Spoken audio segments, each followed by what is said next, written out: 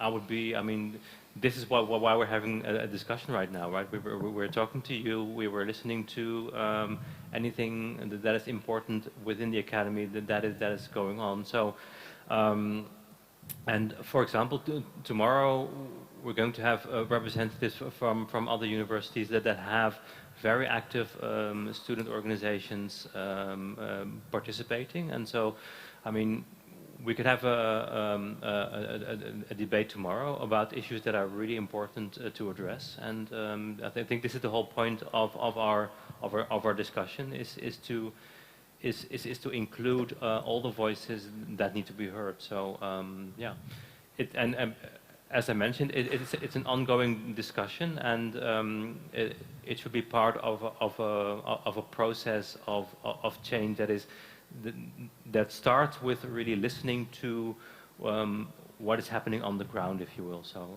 yeah, and I'm really looking forward to hearing that and to incorporate all these voices into the movement that is building up momentum as we speak, right? So because I know that at the universities. That will be present tomorrow, for example, from Rotterdam, from The Hague, from Groningen, from Maastricht. In all of these places, people are gathering momentum, and we can learn from what's going on there. So that's what I think it's worth underscoring that even if someone from that particular group won't be on the stage around the table, we're going to really include the audience on that table. So there will be plenty of opportunities to be involved in that discussion. Got another question? I have something, actually. Yes, please. I'd like to elaborate on Francesca. Congratulations with the graduation show, that first of all. But I want to elaborate a little bit on something else you said about a joyous story. And I'm really glad you brought that up, because this joy is actually the center of what we're doing. I think this diversity and inclusion work it's hard work. It's double, triple emotional labor you're delivering on top of your regular workload, which is by no means small. And when I think about what we're striving for, these visions of the future, also to think sort of a day ahead. Where do we want to go? What is the vision we want to achieve? And when I think about Munganyende Helen Christel, she's a Black Dutch writer. Her first book is forthcoming. Please follow her on every platform she has. She starts thinking from the day after the revolution. So you sharing a story about happiness and joy is really, really, really important in this work, and to share it with your community to know where we're heading. So thank you for that. Can I just add something? I'm 36 years old. I'm like out of this generation somehow. I'm like a late student.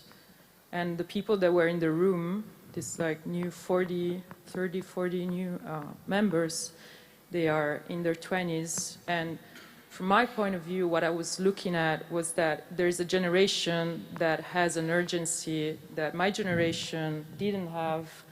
And there's nothing that can be done to stop this urgency.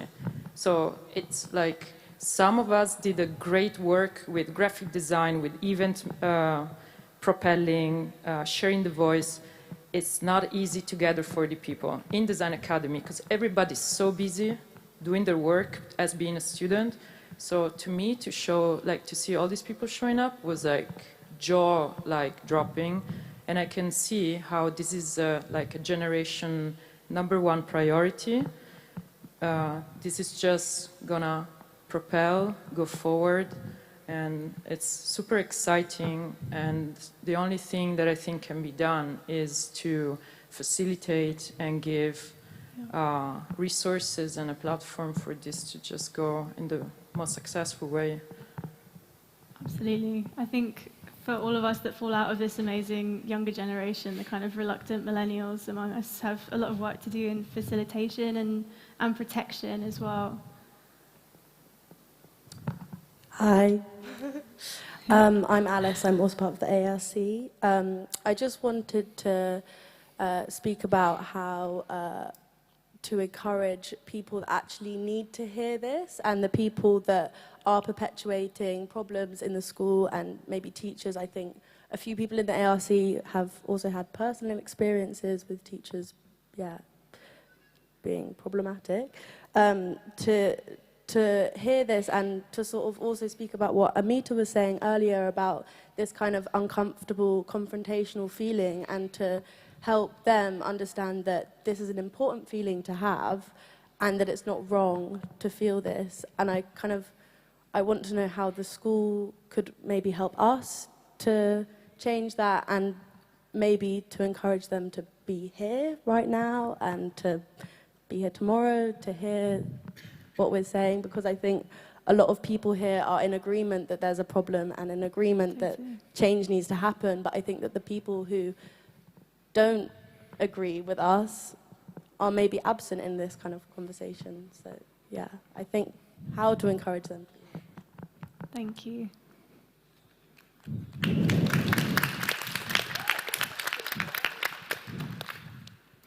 I think if I could just respond to that, and again, I'm going to link this to the development that I see also at the other arts universities, right? Because tomorrow we're going to have a representative from the Hanse Hogeschool in Groningen, and one of the initiatives they have been having is to collect stories of students of color about all kinds of exclusions that people have been experiencing, and so these personal stories of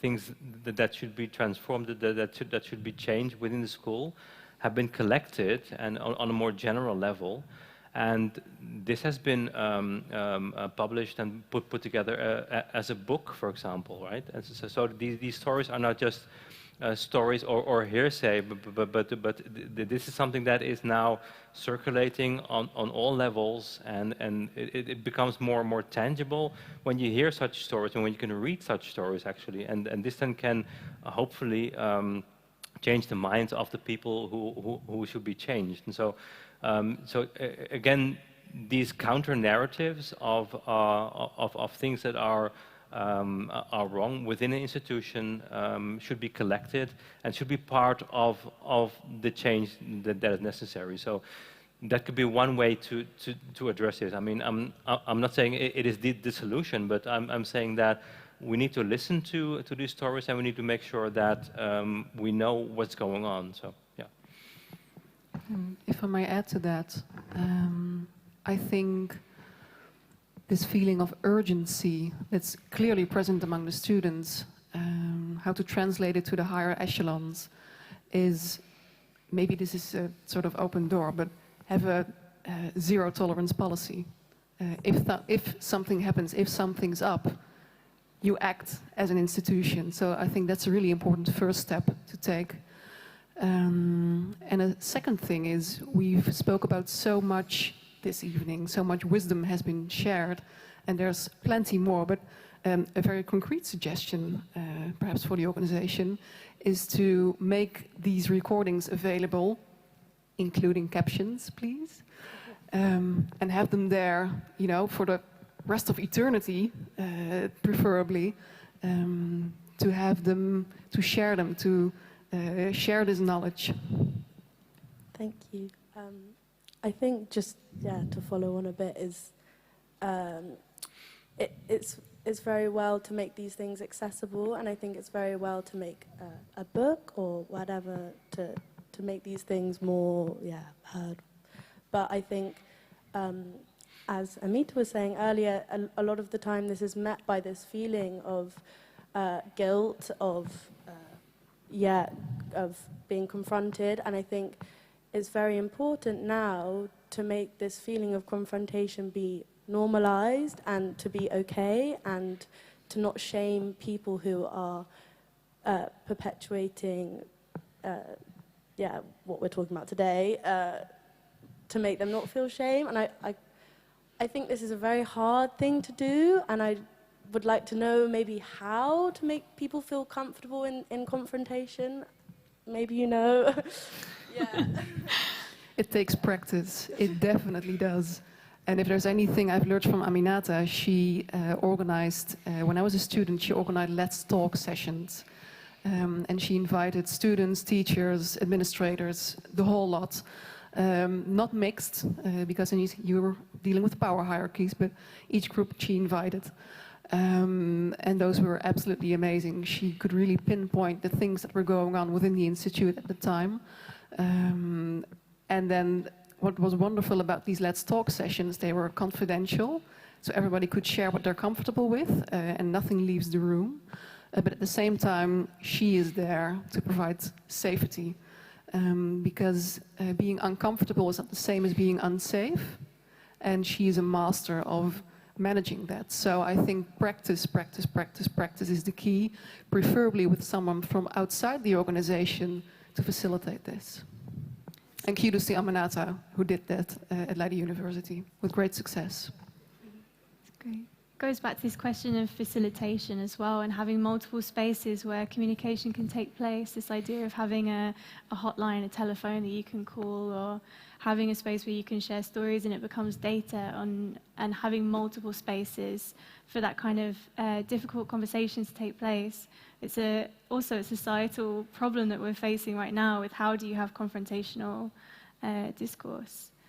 These are difficult times, so it's commendable as well that you're so keen to get going with that work, I think. Hi. I'm Raeltine, and I think the idea of imitation is a really important one for us to tackle, whether that be through like imitating structures of privilege within activism groups, like through centering white voices in climate or disability activism, or on a more individual level where people kind of don't claim these labels or identities of marginalization in favor of trying to hold on to an identity of privilege or power.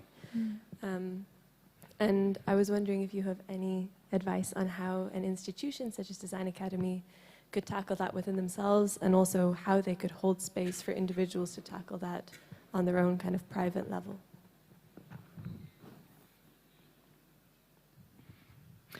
Well, I mean, I would really like to, let's say, open up the discussion by allowing you to come forward and think about ways how to do that, right? Because I mean, I don't think that there are, let's say, ready-made solutions for every institution, because every institution is different, and so we have to really learn how to do this by practicing, by ventilating your ideas, and by coming forward, and for example, by initiating something.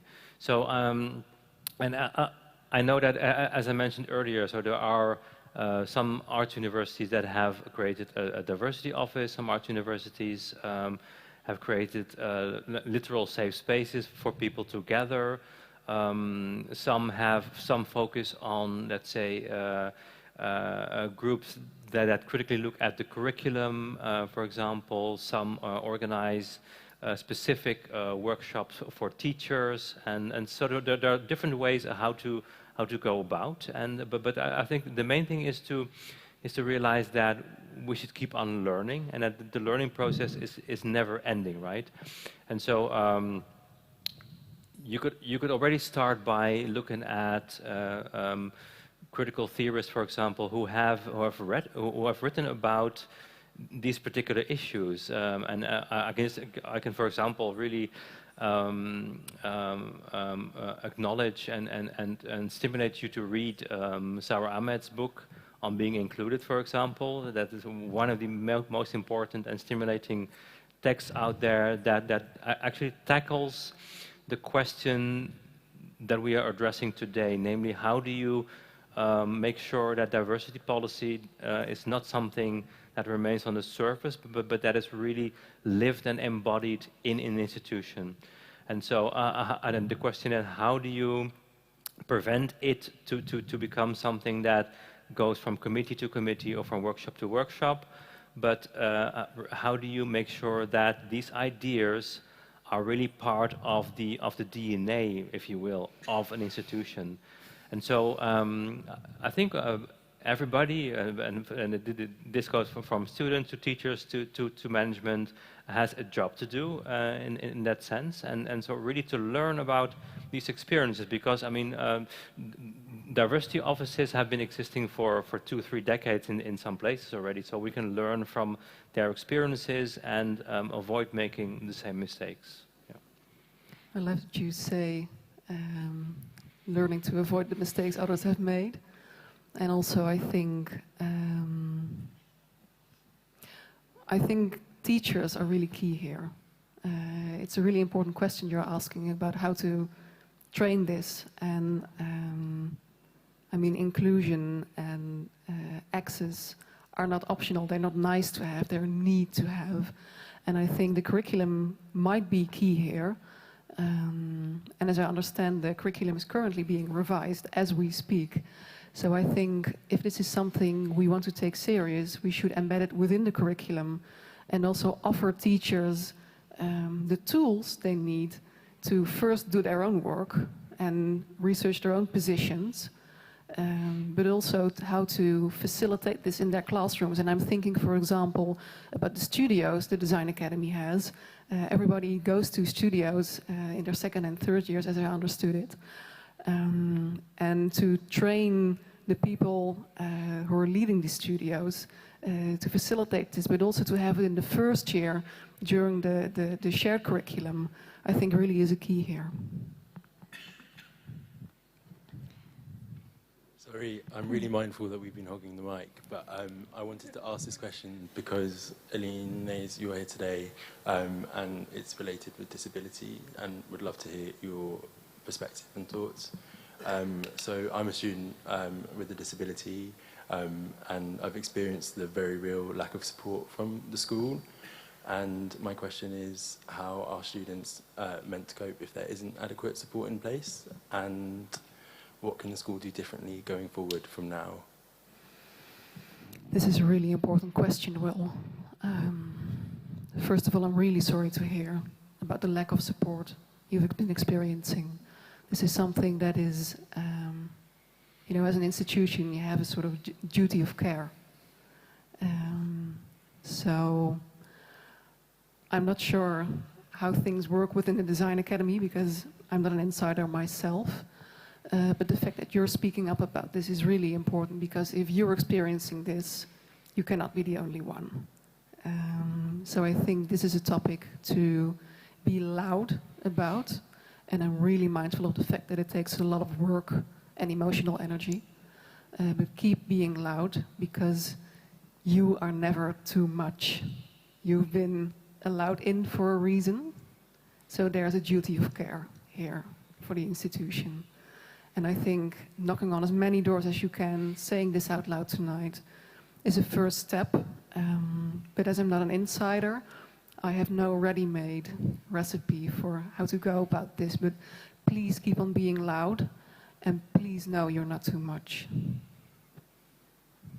I was wondering, Eline, if I could just add to that. I know you are involved in this project about assessing whether the United Nations Treaty, right, on disability is implemented in the correct and way by institutions. And could you say a bit more about that, and how this is actually or should be part of, let's say, policies for any institution in the Netherlands, for example? Yeah, thanks for asking.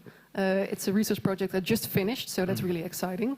I did a research project which focused on higher education institutes within the Netherlands, and to see how whether they implement the UN Convention of Disability. The Netherlands signed that in 2016. And basically the question is, if we're training, for example, future architects, and we do not teach them how to design accessible buildings, we will be stuck with more inaccessible buildings for decades to come. And same goes for teachers. If you have a primary school teacher who's not equipped to deal with students with learning disabilities, then we lose a whole generation of promising students. So the question is, what do higher education institutions do in terms of this convention to create more awareness, not just for their disabled students, but for all students, to learn them that disability is a social issue. Sorry, I'm a bit of rehearsing myself here. But to give everyone tools to deal with this. And I think one of the outcomes is that and I looked at the Design Academy as well. That's really interesting. So I'm here with insider knowledge. And I think a key for the Design Academy here is to implement design for all within the curriculum. It's now, in some places, it's implicit. You know, that if you design a product, you make it for as many users as possible, with as many body variations and as many mind variations there are. So I think this idea of design for all is really key for the Design Academy, but also to have this sort of social perspective on disability is really relevant for everyone to know about this, because soon 1 in 5 people will be disabled. So you have to, you know, we have to come up to scratch with that. So I think that's a really concrete outcome of this research project. There's no questions on this side of the room, but that's okay. That's also fine. Okay, we've got some. Listening is really important, we learned from Aminata.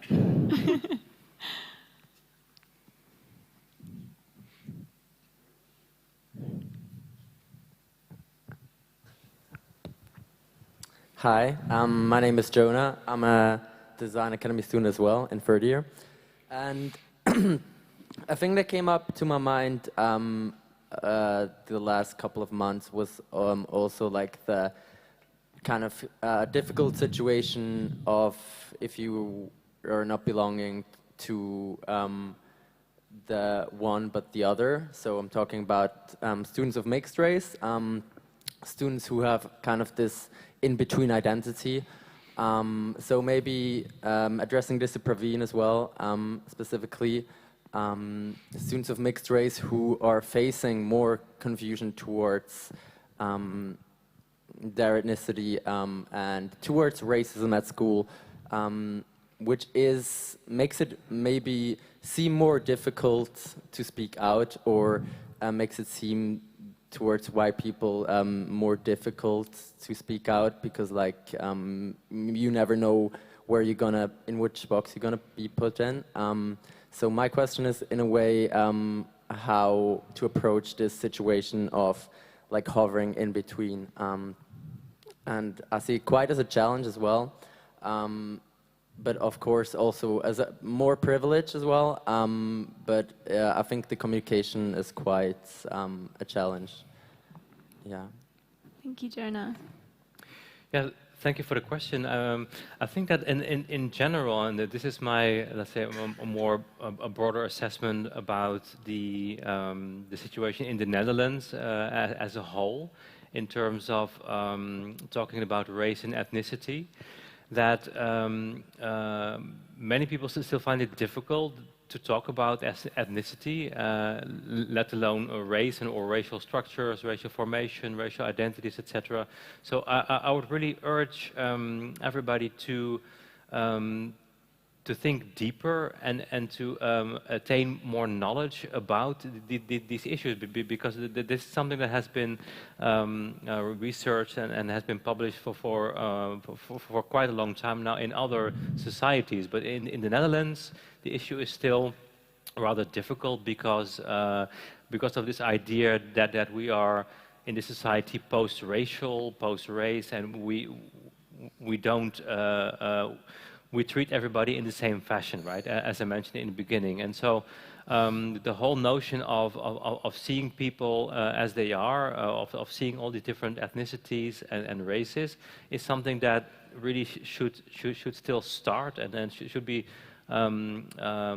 assessed and done on the terms of these people themselves, and not because of a definition of racism that is redundant or so. I would really urge people to think about race and ethnicity in a way that reflects the lived social reality of people themselves. So yeah, so and I know there's a lot to do when it comes to doing that, because of these, let's say, ideologies of color blindness and color evasiveness, etc. But yeah, I could only urge people to do that and to be critical about it. Yeah, because I always experienced myself like that perception is reality in the case of diversity, and white passing is a thing. The way you look, you get categorized, even if you're mixed race. So yeah, I think a big topic to address here is like the acknowledgement, and also that we see mixed race students as mixed race and not as like put them either there or there, or call them white if they clearly aren't. Yeah, that's what I wanted to address. Yeah, thanks. It really goes back to this, what Aminata was discussing of the dominant and the other, and I think there's something maybe specific to the white passing folks who can say, well, this is my experience because I've not been treated as my sibling has been treated or as my parent has been treated, and there's certain allyship that you can offer, which is important to that struggle as well. So thank you for sharing that. Any more? I think we have time for one more question, unfortunately. So, okay, last question. No pressure. Hi, my name is Janita. I'm actually not from the Design Academy. I'm from the TUE, from Industrial Design. And what we see there is, when you have this entire diversity committee, I feel like the TUE is doing a bit less well in that sense. I mean, we're working with user personas, which are basically a sort of standard person that needs to fit into this design. But currently we're looking into these kind of directions of trying to push it in certain ways. And one of the things that the TUE did in that sense is that they did this kind of positive discrimination. So they left this room where for 6 months female researchers can actually apply for a certain job before males can apply for that. And that basically has to do with the fact that there's too much males in this industry. But this is also something that can be applied to, for example, design. So in that sense, you have this kind of role division, and what they do is they kind of flip the switch in that sense. What do you think of this approach within design? Do you think that it might help? Is it something that we might need to avoid? Because it kind of is discrimination in a sort of different way. But I'm just wondering what your thoughts about that. Yeah. Who wants to go first? I definitely have some feelings about this. I think it's really important to distinguish between diversity and inclusion here.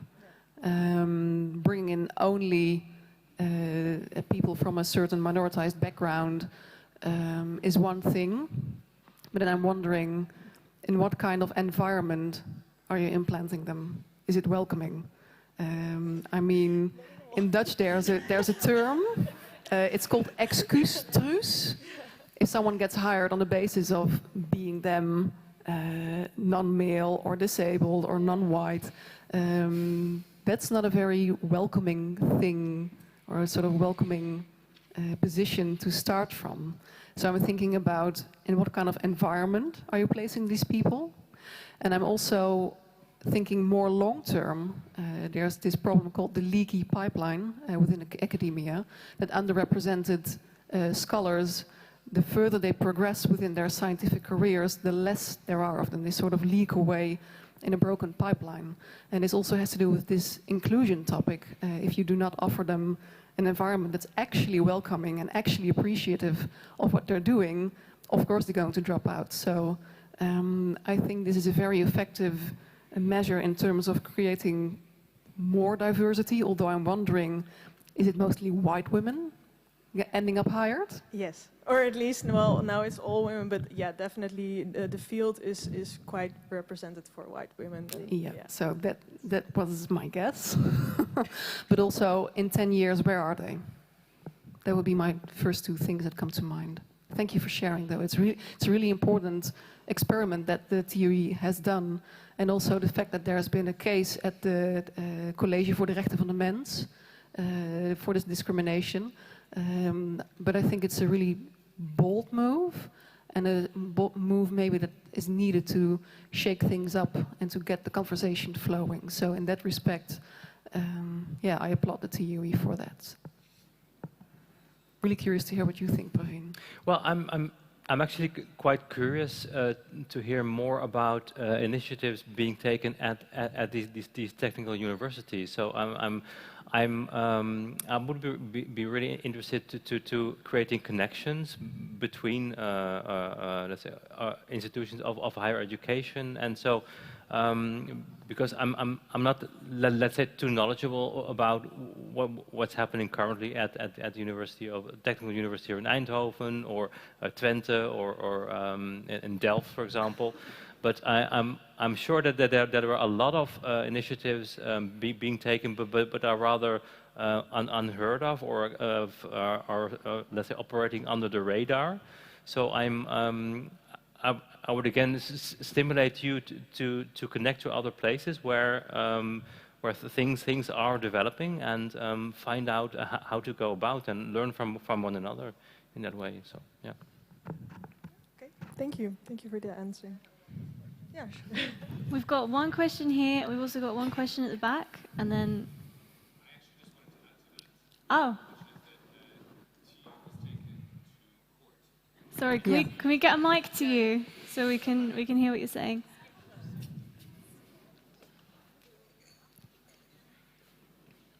Sorry, I just thought I would add to that as a fellow TU student. TU was taken to court and seen to be discriminatory because of that action. And ultimately, they were trying to bump up the quota or the number of female students in the environment, but again, they weren't, the systemic problem was the lack of inclusivity in the system itself. The environment itself was the issue. And a lot of male candidates who felt themselves to be, let's say, the more suitable for the positions, actually took the university courts and won that court case. So, and also I happen to know two of the individuals who were taken on, and they happened to both be women of color. That's really good to hear. Yeah. Thanks for adding that. Yeah.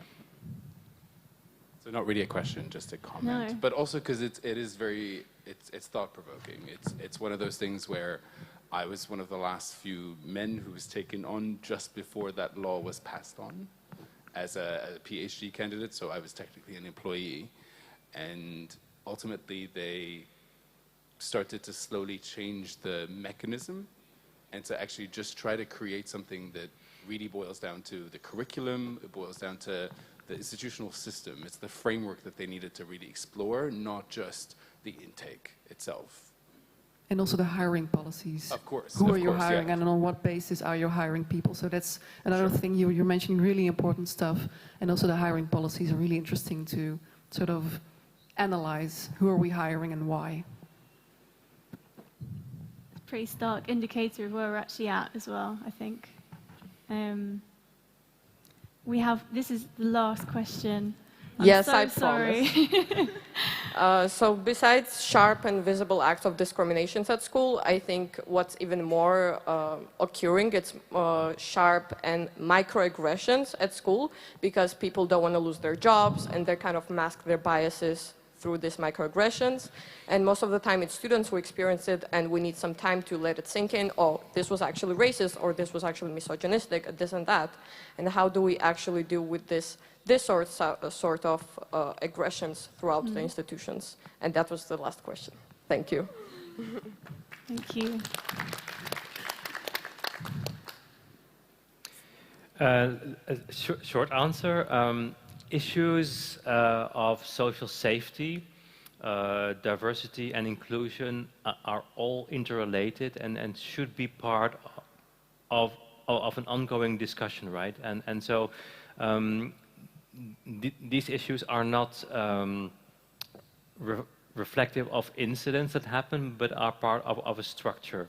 And so what we need to do is to really analyze how these events, so-called events and so-called incidents, can actually happen within a school, and see that it is part of a structure that is, as I mentioned earlier, as I see it, part of a chilling climate where people can actually go about and